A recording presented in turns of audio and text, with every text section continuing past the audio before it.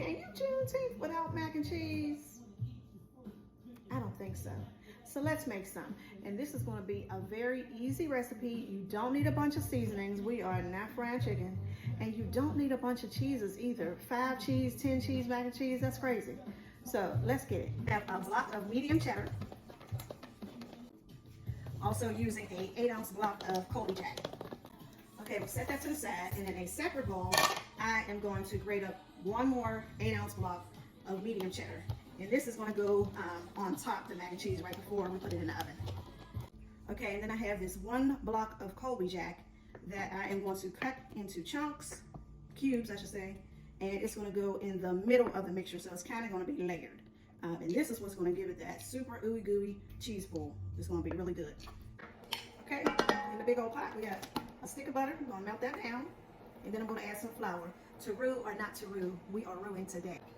Okay, the butter is melted, so I'm just going to throw in a 1/4 cup of flour, whisk it really good, just to blend it all in. And we're just going to let this cook for maybe 10 minutes until it doesn't taste like paste. And how do you know that it doesn't taste like paste? You taste it. Do not be intimidated by a roux. It's really easy.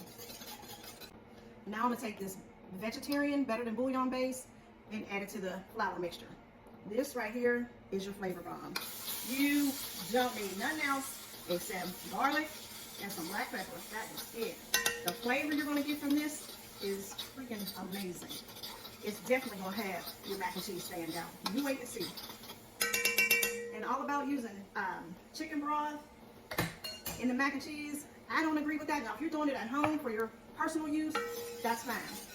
But if you're making this for other people, you know, some people are vegetarian, so they're not trying to indulge in chicken, so you got to be really careful about that.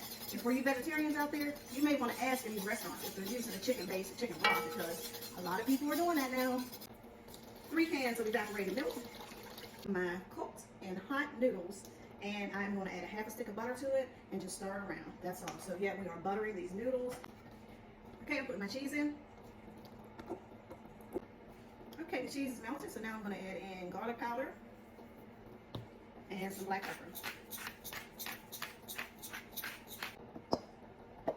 Oh yeah, and make sure your noodles aren't all the way done. You want to take them just past al dente because they're going to cook a little longer in the oven. You don't want mushy mac and cheese. Okay, now we are removing the pot from the heat. I'm adding a cup of heavy cream and a squirt of sour cream. So in place of using sharp cheddar cheese, I'm using a dollop of Daisy. And I know right now you're like, oh, that ain't thick enough. You have to trust the process. Okay, I have my baking dish. The oven is set to 350, and this is greased up and ready to go. I'm gonna add 1/2 of my mixture.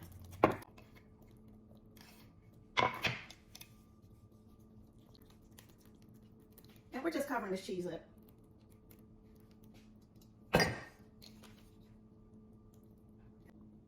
And this is going to go in the oven at 350 for exactly 20 minutes.